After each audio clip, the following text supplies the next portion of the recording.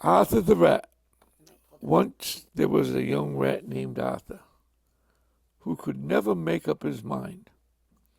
Whenever his friends asked him if he would like to go out with them, he would only answer, "I don't know." He wouldn't say yes or no. He would always shirk making a choice. His Aunt Helen said to him, "Now look here, no one's going to care for you if you carry on like this. You have no more mind than a blade of grass." On a rainy day, the rats heard a great noise in the loft. The pine rafters were all rotten, so the barn was rather unsafe. At last the joist gave way and fell to the ground. The walls shook and all the rats' hair stood on end with fear and horror. "This won't do," said the captain. "I'll send out scouts to search for a new home." Within 5 hours, the 10 scouts came back and said, "We found a stone house where there is a room and board for all of us. There is a kindly horse named Nellie, a cow, a calf, and a garden with an elm tree." The rats crawled out of their little houses and stood on the floor in a long line. Just then the old one saw Arthur. "Stop," he ordered coarsely. "You are coming, of course." "I'm not certain," said Arthur, undaunted. "The roof may not come down yet." "Well," said the angry old rat, "we can't wait for you to join us. Right about face March." Arthur stood and watched them hurry away. "I think I'll go tomorrow," he calmly said to himself. "But then again, I don't know. It's so nice and snug here." That night there was a big crash. In the morning, some men, with some boys and girls, rode up and looked at the barn. One of them moved the board, and he saw a young rat quite dead, half in and half out of his hole. Thus the shirker got his due. Kit, the quick little kitten, thinks it bit a pretty big fish. Dress. Many of Jeff's best friends slept in mesh tents in pleasant weather. Trap. The harrowing black cat dashes at any man and lands on the plaid carriage. Lot.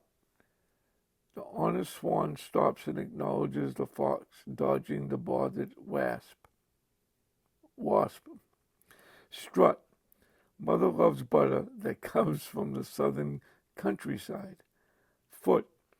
The butcher should put the pudding in the wooden nook to cook. Bath. Can't half the staff ask to transfer to the enchanted castle in France? Cloth. Lawrence often offers Ross a Florida orange and horribly strong, frothy Boston coffee. Nurse. The early bird preferred the earthy worm. Fleece. These unique machines teach people to speak and reason. Face. The raven waits until late day for the greatest wave to break. Palm. Father and Ma set to calm the facade in the Nevada Plaza. Thought. The small walrus caught the hawk in the salty water. Goat. The rose slowly grows in Owen's old grove. Goose. Beautiful music booms and humans move to the groove. Price.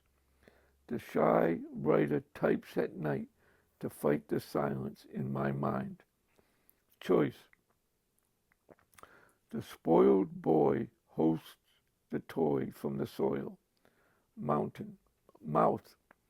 Mountains of flowers crowd the grounds about the house. Near.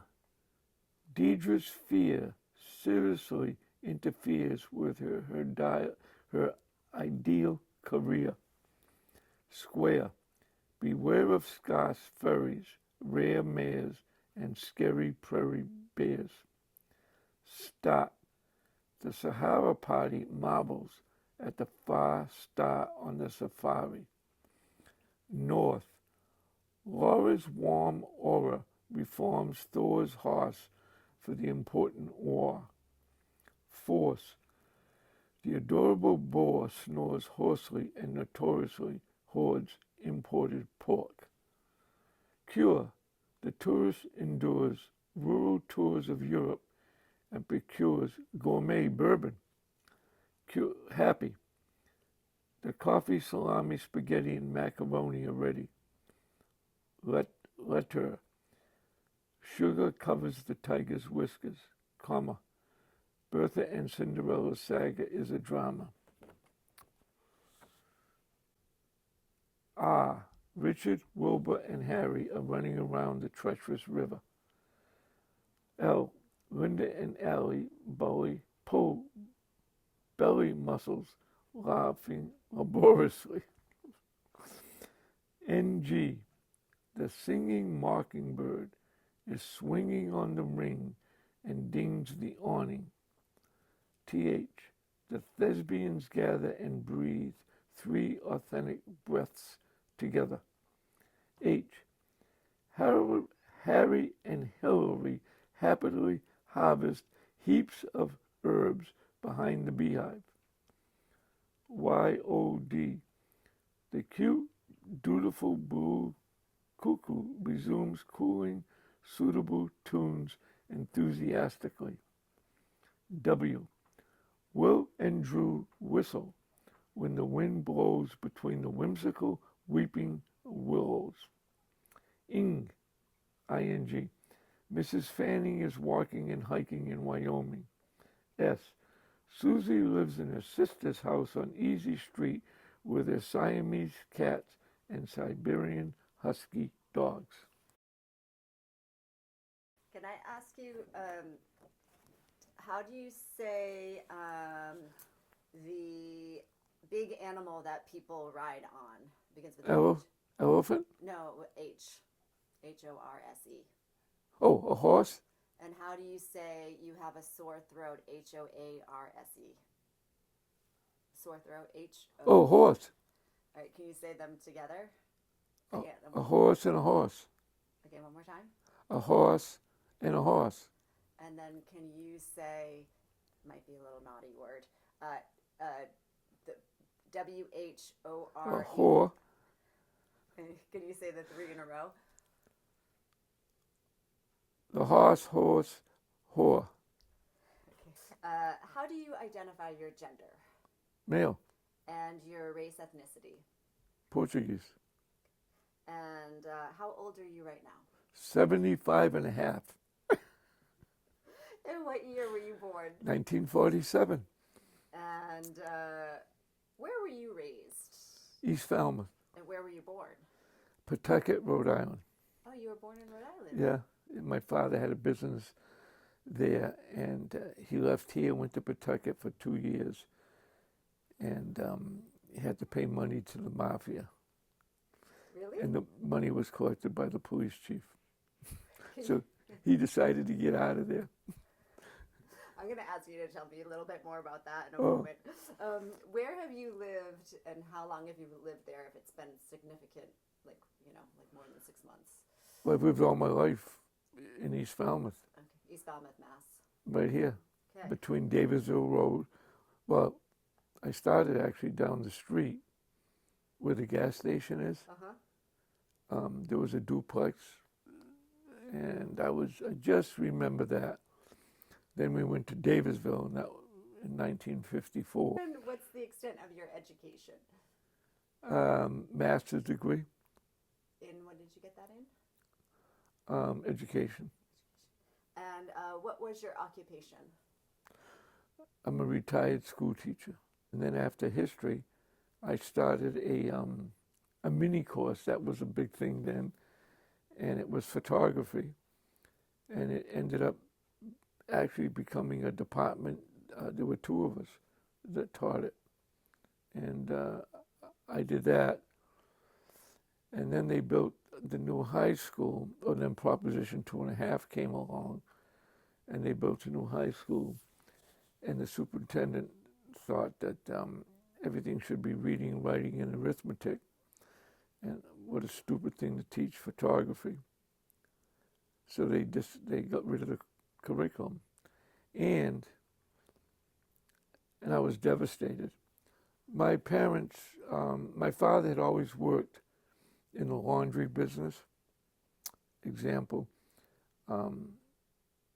my grandparents came over from Portugal, settled in New Bedford, and my father was born in New Bedford on Johnny Cake Hill, right across from the Whalen Museum. And they left New Bedford, my grandfather and his family, my father, aunts and uncles, and settled here in Falmouth. Anyhow, after we got married, and I got drafted into the Army in '72 after I signed a contract to build a house. And Do you sound like your family? no, I think I'm very different. How are you different? Well, yeah, when I hear myself, Yeah. like I'll say something at town meeting, and I'll watch a tape later, and I go sometimes, oh, and then every now and then, a couple of times, I've heard I'd be someplace, and I'll be talking to someone, and I'll hear someone say, "Oh, I know that voice. Was that you?" Very distinct. But I'd recognize that voice anyways. Yeah. Do you have a piece of advice that you've been given or that you would like to give to folks? I don't know. Most people don't pay attention to, and giving advice to people is a complete waste of time. And some of it's kind of like, well, yeah, okay, that'll never happen to me. I know better. What do you love about the ocean? It's so nice. It's so, in some ways, so peaceful. It's something that if you don't respect it, you won't be around long. And people don't understand it. We're ruining Cape Cod because people think there's a big controversy right now with jetties and groins. And I've tried to find out who built them and who paid for them and when were they built, because they're on town land, they're on private land.